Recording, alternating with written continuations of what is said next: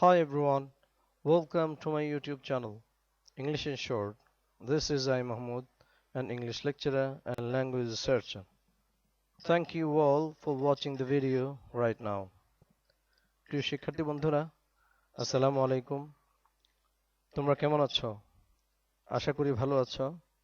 আমিও আল্লাহর রহমতে ভালো আছি। সবাই ভালো থাকো, সুস্থ থাকো, নিরাপদে থাকো, এটাই প্রত্যাশা। শিক্ষার্থী বন্ধুরা, আজ আমি তোমাদের সাথে ইংলিশ গ্রামারের গুরুত্বপূর্ণ দুটি বিষয় নিয়ে আলোচনা করব, অর্থাৎ English grammar basics that is syntax এর ইন্ট্রোডাক্টরি পার্ট 4 এ word and parts of speech নিয়ে আলোচনা করব।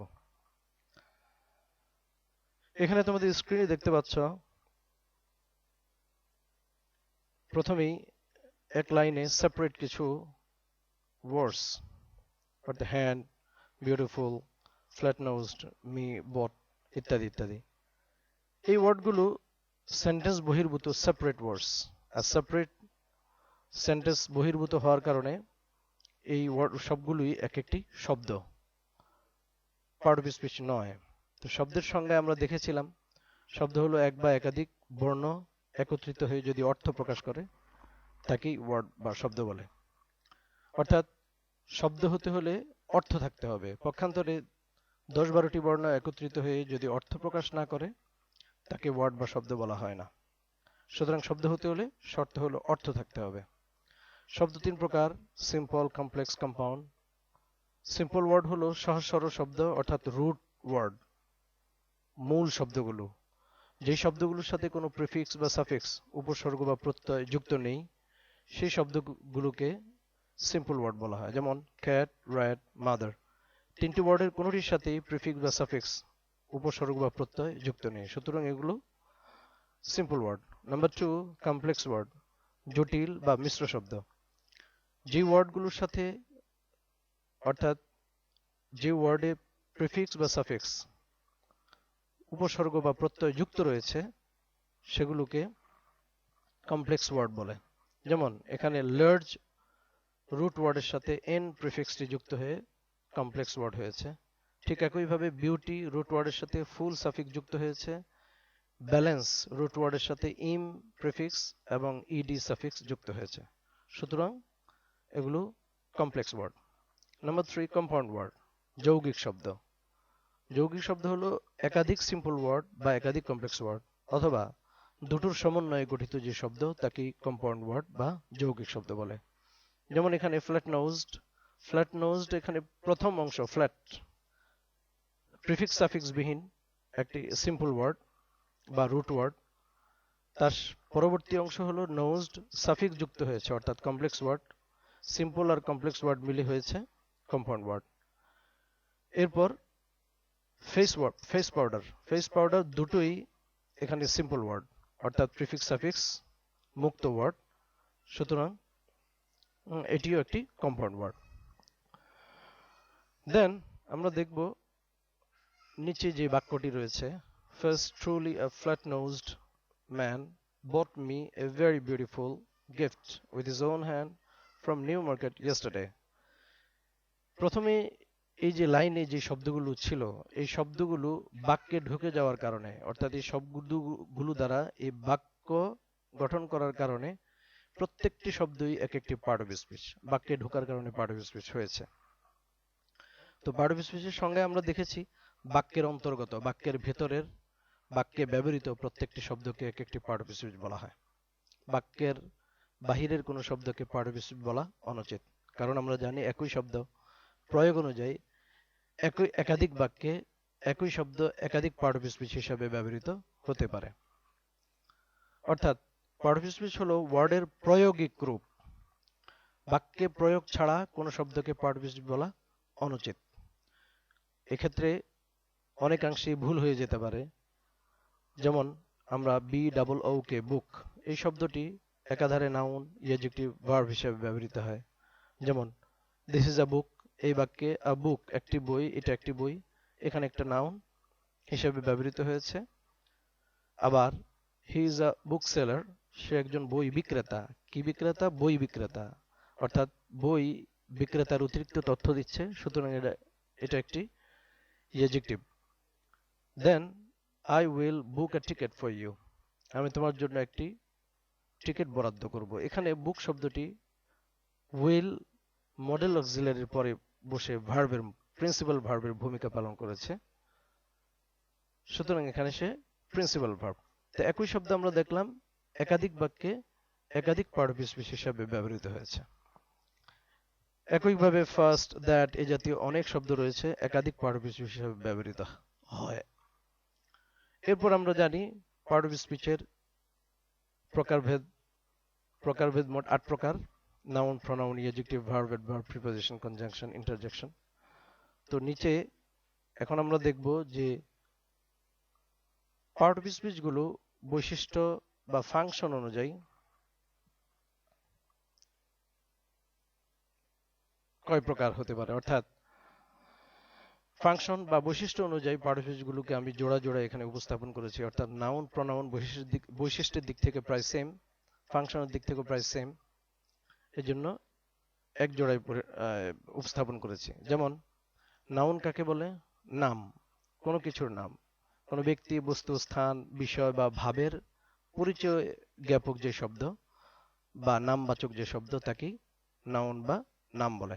আর এই নাউন এর পরিবর্তে যে শব্দ ব্যবহৃত হয় তাকে প্রোনাউন বা সর্বনাম বলা হয়।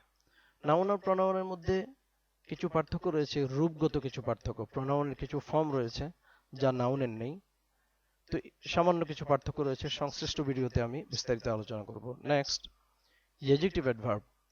এই দুটোই গুণবাচক শব্দ, গুণ, দোষ, গুণ, অবস্থার সংখ্যা, পরিমাণ বা অতিরিক্ত কোনো তথ্য দিয়ে থাকে। অর্থাৎ 8টি পার্ট অফ স্পিচের বাকি যে পার্ট অফ স্পিচগুলো রয়েছে এগুলোর দোষ, গুণ, অবস্থার সংখ্যা, পরিমাণ বা অতিরিক্ত কোনো তথ্য দিয়ে থাকে। এর মধ্যে অ্যাডজেক্টিভ শুধুমাত্র নাউন প্রোনাউনের দোষ, গুণ, সংখ্যা, পরিমাণ বা অতিরিক্ত তথ্য দিয়ে থাকে। আর অ্যাডভার্ব নাউন প্রোনাউন ছাড়া অন্য পার্ট অফ স্পিচ যা রয়েছে, বিশেষ করে ভার্ব, অ্যাডজেক্টিভ বা আরেকটি অ্যাডভার্বের এবং পুরো একটি বাক্যের অতিরিক্ত তথ্য দিয়ে থাকে। যদিও ইদানিংকালে কিছু কিছু গ্রামারিয়ান অ্যাডভার্বকেও তারা দেখিয়েছেন যে নাউন প্রোনাউনের অতিরিক্ত তথ্য দিয়ে থাকে। যেমন দ্য পারসন আপস্টেয়ার্স, উপরতলার লোক। তো এটি খুব বেশি প্রচলিত নয়। আমরা এই সংক্রান্ত বিস্তারিত আলোচনা আমরা আমাদের সংশ্লিষ্ট ভিডিওতে দেখব। Next, preposition, conjunction. এই দুটো সংযোগকারী শব্দ, অর্থাৎ দুই বা ততোধিক পক্ষকে সংযুক্ত করে। এর মধ্যে প্রিপোজিশন অর্থ পূর্বাবস্থান, নাউনের পূর্বাবস্থান, নাউনের পূর্বে বসে, নাউন প্রোনাউনের পূর্বে বসে। অর্থাৎ প্রিপোজিশন নাউন বা প্রোনাউনের পূর্বে বসে তার পূর্ববর্তী শব্দের সাথে যুক্ত করে থাকে। আর কনজাংশন মূলত কোনো ওয়ার্ডকে যুক্ত করে না, দুটো ক্লোজ বা দুটি বাক্যকে যুক্ত করে থাকে। যদিও আমরা কোথাও কোথাও দুটি ওয়ার্ড বা দুটি ফ্রেজকে যুক্ত করতে দেখি, বেসিক্যালি যদি ওটাকে ব্যাখ্যা করা হয় ওই বাক্যটাকে, তাহলে দুটো বাক্য বা দুটো ক্লোজই বেরিয়ে আসবে। যেমন I am a teacher and chairman. এখানে একই ভার্ব বা সাবজেক্ট হওয়ার কারণে দুটো বাক্যকে যুক্ত করা হয়েছে। বাক্য দুটো ছিল I am a teacher and I am a chairman. তাহলে আমরা দেখলাম অ্যান্ড কনজাংশনটি মূলত দুটো বাক্যই যুক্ত করেছে, যদিও এখানে দেখায় যে দুটো শব্দকে যুক্ত করেছে। সুতরাং কনজাংশনের কাজ হলো দুটো ক্লোজ বা দুটো বাক্যকে যুক্ত করা। দেন ভার্ব, যা জোড়াবিহীন, কারণ বৈশিষ্ট্যের দিক থেকে কারোর সাথে এর মিল নেই। ভার্ব হলো সময় ব্যয়ের শব্দ, অর্থাৎ যাতে সময় ব্যয় হয় অথবা সময় ব্যয় হওয়ার ধারণা যে শব্দের সাথে যুক্ত তাকেই ভার্ব বলা হয়। ভার্বের ক্লাসিফিকেশন এবং সংশ্লিষ্ট যে প্রকার গ্রামাটিক্যাল আইটেমগুলো রয়েছে সেগুলো আমরা বিস্তারিত সংশ্লিষ্ট ভিডিওতে আলোচনা করব। Next, interjection. ইন্টারজেকশন হলো আবেগ বা বিস্ময় প্রকাশের শব্দ, যা মূলত বাক্যের স্ট্রাকচারের বাইরে প্রথমেই বসে থাকে, আশ্চর্যবোধক চিহ্ন সহ। যেহেতু সেটা এই ইন্টারজেকশন পার্ট অফ স্পিচটি বাক্যের বাইরে থাকে, মূল বাক্যের স্ট্রাকচারের বাইরে থাকে, এজন্য কেউ কেউ এটাকে পার্ট অফ স্পিচ বলেন না। আবার যারা বলেন তারা এই অর্থে বলেন যে যদিও সে বাইরে থাকে, বাইরে থেকে বাক্যের ভেতরের অর্থে প্রভাবিত করে, তো সেই দিক থেকে এটাকে পার্ট অফ স্পিচ বলেন। তো যাই হোক, আমরা এই 8 প্রকার পার্ট অফ স্পিচের প্রাথমিক কিছু ফাংশন বা সংজ্ঞা দেখলাম। নেক্সট অর্থসহ দেখা যাক এবার পাঠবিশেষগুলো। নাউন প্রনাউন হলো নামীয় শব্দ, পরিচয় জ্ঞাপক শব্দ। দেন অ্যাডজেক্টিভ অ্যাডভার্ব হলো অতিরিক্ত তথ্য প্রদানের শব্দ, অর্থাৎ কারো সম্পর্কে অতিরিক্ত তথ্য দিয়ে থাকে। প্রিপোজিশন কনজাংশন হলো সংযোগকারী শব্দ, দুই বা ততোধিক পক্ষকে সংযুক্ত করে। ভার্ব হলো সময় ব্যয়ের শব্দ, আর ইন্টারজেকশন হলো আবেগের শব্দ, আবেগ প্রকাশের শব্দ। দেন আমরা বাংলা পদের সাথে পার্টস অফ স্পিচের মিলগুলো একটু দেখব। বাংলা পদ 5 প্রকার আমরা জানি: বিশেষ্য, বিশেষণ, সর্বনাম, অব্যয়, ক্রিয়া। আর ইংরেজিতে 8 প্রকার। 8 প্রকার আর 5 প্রকারের মিল হলো নাউন বাংলাতে বিশেষ্য, প্রনাউন সর্বনাম, ভার্ব ক্রিয়া, আর অ্যাডজেক্টিভ অ্যাডভার্ব এই দুটো হলো বিশেষণ বাংলাতে। প্রিপোজিশন কনজাংশন আর ইন্টারজেকশন হলো অব্যয়। তো 5 প্রকার আর 8 প্রকারের মধ্যে যে মিল গুলো আমরা দেখলাম। এখন আমরা দেখব এই 8 প্রকার পার্ট অফ স্পিচকে আরেকটি বৈশিষ্ট্যের দিক থেকে, অর্থাৎ রূপান্তরের বৈশিষ্ট্যের দিক থেকে দুই ভাগে ভাগ করা হয়। The main 4 parts of speech or contain words that may be affixed, changed or transformed। অর্থাৎ 8 প্রকার পার্ট অফ স্পিচের মধ্যে 4 প্রকার নাউন, অ্যাডজেক্টিভ, অ্যাডভার্ব, ভার্ব, এই 4 প্রকার হলো কন্টেন্ট ওয়ার্ড, মূল শব্দ, অর্থাৎ বাক্যে তথ্য প্রদান করে থাকে, প্রধান শব্দ হিসেবে ব্যবহৃত হয়ে থাকে এই 4 প্রকার শব্দ পার্ট অফ স্পিচ। এবং এই 4 প্রকার পার্ট অফ স্পিচেই আন্ত রূপান্তরযোগ্য, অর্থাৎ একটি থেকে আরেকটি রূপান্তরিত হয়। আবার এই শব্দগুলো দ্বারা একটি থেকে আরেকটি গঠনও করা যায়, যেমন নাউন থেকে ভার্ব থেকে অ্যাডজেক্টিভ, আবার ভার্ব থেকে নাউন, আবার অ্যাডজেক্টিভ থেকে অ্যাডভার্ব, আবার অ্যাডভার্ব থেকে নাউন, নাউন থেকে অ্যাডভার্ব। যদিও এই বিষয়টির বিরল, যেমন ডেই অর্থ দিন, যা একটি নাউন, তার সাথে ডেইলি এলওয়াই যোগ করলে অ্যাডজেক্টিভও হয়, আবার অ্যাডভার্বও হয়। তো একটি থেকে আরেকটি রূপান্তরযোগ্য, যা নতুন নতুন শব্দ তৈরি হচ্ছে এই 4 প্রকারে। আর বাকি যে 4 প্রকার, দি আদার 4 parts of speech or function words, pronoun, preposition, conjunction, interjection, এগুলো মূলত ফাংশন ওয়ার্ড, বাক্যের মূল অর্থ প্রকাশে এই 4 প্রকারকে সাহায্য করে থাকে। ফাংশনাল ওয়ার্ডস বলা হয় এগুলোকে। That may not be affixed, changed or transformed। অর্থাৎ এই 4 প্রকার পার্ট অফ স্পিচ এর সাথে কোনো প্রিফিক্স সাফিক্স যুক্ত হয় না, রূপান্তরিত হয় না, পরিবর্তনও করা যায় না। তো আমরা এখানে রূপান্তরের দিক থেকে এই 4 প্রকার পার্ট অফ স্পিচকে দেখলাম। তো এই ভিডিওতে আমরা দেখলাম যে ওয়ার্ড আর পার্টস অফ স্পিচের মৌলিক ব্যবধান এবং প্রাথমিক কিছু বিষয় দেখলাম, এবং বিস্তারিত আলোচনা করব সংশ্লিষ্ট যে আইটেমগুলো রয়েছে এই আইটেমগুলোর ভিডিওতে।